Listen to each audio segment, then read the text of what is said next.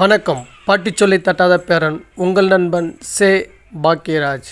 இன்று அரசுக்கு மாநில தகவல் ஆணையம் கடிதம். தகவல் உரிமைச் சட்ட மேல்முறையீட்டு விசாரணையில் மாற்று அதிகாரிகள் கூடாது என டாக்டர் எம். செல்வராஜ் அவர்கள் தெரிவித்துள்ளார்கள். அது செய்திக்குறிப்பில் வரப்பெற்ற விபரங்களை பார்க்கலாம் வாங்க. தகவல் உரிமைச் சட்ட மேல்முறையீட்டு விசாரணையில் மாற்று அதிகாரிகள் கூடாது. அரசுக்கு மாநில தகவல் ஆணையர் கடிதம். சென்னை, நவம்பர் 12. தகவல் பெறும் உரிமைச் சட்ட மேல்முறையீட்டு விசாரணையில் சம்பந்தப்பட்ட பொது தகவல் அலுவலர்கள் மட்டுமே ஆஜராக வேண்டும் என மாநில தகவல் ஆணையர் அறிவுறுத்தியுள்ளார். இது குறித்து மாநில தகவல் ஆணையர் எம். செல்வராஜ் தமிழ்நாடு அரசின் மனிதவள மேலாண்மை துறைக்கு அனுப்பிய கடிதம். தகவல் பெறும் உரிமைச் சட்டத்தின் கீழ் மனுதாரர்கள் மேல்முறையீடு செய்யலாம். இந்த மேல்முறையீட்டு விசாரணையின் போது பொது தகவல் அலுவலர் நேரில் ஆஜராவது கட்டாயம். ஆனால் விசாரணை நடைபெறும் நாளன்று பொது தகவல் அலுவலர் ஆஜராகாமல் விடுப்பு எடுத்து விடுகிறார். அவருக்கு பதிலாக வேறொரு அலுவலர் மேல்முறையீட்டு விசாரணையில் ஆஜராவதால் அவருக்கு வழக்கு குறித்த விபரம் ஏதும் தெரியவில்லை.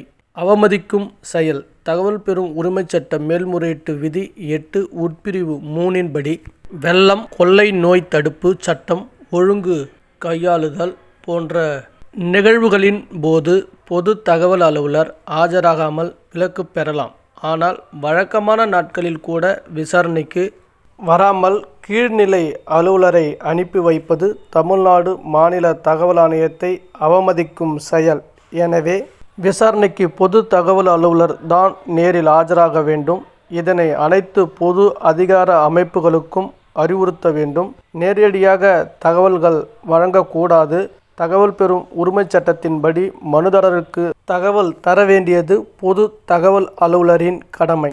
ஆனால் பொது தகவல் அலுவலர் தகவல் அளிக்காமல் உதவி பொது தகவல் அலுவலரால் மனுதாரருக்கு தகவல்கள் வழங்கப்பட்டு வருகின்றன. இந்த நடைமுறை சட்டப்பிரிவுக்கு முரணானதாகும். எனவே மனுதாரர் கோரும் தகவல்களை பொது தகவல் அலுவலர்கள்தான் வழங்க வேண்டும். மனுதாரருக்கு தகவலை அளிக்கும் போது பொது தகவல் அலுவலர் தனது பெயர், பதவி, அலுவலக முகவரி, தொலைபேசி, மின்னஞ்சல் விபரங்களை தெரிவிக்க வேண்டும். தலைமைச் செயலக துறைகளை தவிர பெரும்பாலான துறைகளில் பொது தகவல் அலுவலரின் பெயரை குறிப்பிடாமல் பதவியின் பெயரை மட்டும் குறிப்பிடப்பட்டு தகவல்கள் வழங்கப்பட்டு வருகின்றன. விபரம் குறிப்பிட வேண்டும். இதன் காரணமாக மேல்முறையீட்டு விசாரணையின் போது பொது தகவல் அலுவலர் குறித்து பொறுப்பு நிர்ணயம் செய்வதில் சிக்கல்கள் எழுகின்றன. மனுதாரர் கோரும் நகல்களுக்கான கட்டணத் தொகையை செலுத்திட அறிவுறுத்தும் போது என்னென்ன வழிமுறைகளின் மூலம் கட்டணத்தை மனுதாரர்கள் செலுத்தலாம் என்ற விபரம் மனுதாரருக்கு தெரிவிக்கப்படுவதில்லை. எனவே மனுதாரர் நகலுக்கான கட்டணத்தை செலுத்தும் வழிமுறைகள் குறித்து பொது தகவல் அலுவலர்கள் அனுப்பும் கடிதத்திலேயே குறிப்பிட வேண்டும். இதற்கான உரிய அறிவுரையை அலுவலர்களுக்கு வழங்க வேண்டும். அடையாள அட்டை கட்டாயம். தமிழ்நாடு மாநில தகவல் ஆணையத்தின் விசாரணைக்கு ஆஜராகும் போது பொது தகவல் அலுவலர்கள் கட்டாயமாக அடையாள அட்டை அணிந்து வர வேண்டும். மனுதாரருக்கு தகவல்களை அனுப்பும் போது ஒரே அமைப்பு முறையில் கடிதங்களை அனுப்ப வேண்டும். இதற்கு ஏதுவாக ஒரு மாதிரி கடிதத்தை வெளியிட ஆணையம் பரிந்துரை செய்கிறது. மனுதாரருக்கு தகவல்கள் அளிக்கப்பட்டவுடன் அது தொடர்பான கோப்புகள் எத்தனை ஆண்டுகளுக்கு பராமரிக்கப்பட வேண்டும் என்பது குறித்து தெளிவான உத்தரவு இல்லை. எனவே அது தொடர்பான உத்தரவை வெளியிட பரிந்துரை செய்யப்படுகிறது.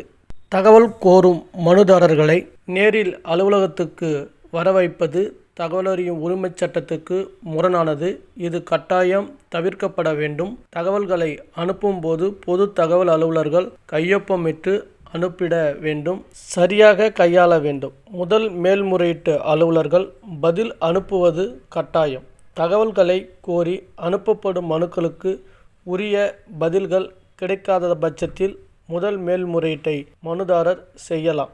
ஆனால் இந்த மனுக்கள் மேல்முறையீட்டு அலுவலர்களால் சரிவர கையாளப்படுவதில்லை அல்லது உரிய காலத்திற்குள் தீர்வு செய்யப்படுவதில்லை என்பது தெரிய வந்துள்ளது. மேல்முறையீட்டு அலுவலர்கள் சரியாக கையாண்டாலே மாநில தலைமை ஆணையத்திற்கு இரண்டாவது மேல்முறையீடு செய்யப்படுவது பெருமளவு தவிர்க்கப்படும்.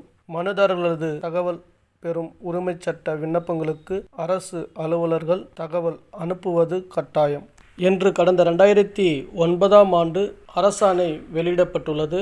அதன்படி முதல் மேல்முறையீட்டு விண்ணப்பங்களை உரிய காலத்திற்குள் தீர்வு செய்ய வேண்டும் என்பது கடிதத்தில் தெரிவித்துள்ளார். இதுபோன்ற நல்ல தகவல்களை உங்களுக்காக நான் பதிவு செய்கிறேன். பிடித்திருந்தால் லைக் பண்ணுங்கள், ஷேர் பண்ணுங்கள், கமெண்ட் பண்ணுங்கள், மறக்காமல் சப்ஸ்கிரைப் பண்ணுங்கள், பக்கத்தில் இருக்கிற பெல் ஐக்கனை கிளிக் பண்ணுங்கள். நன்றி, வணக்கம்.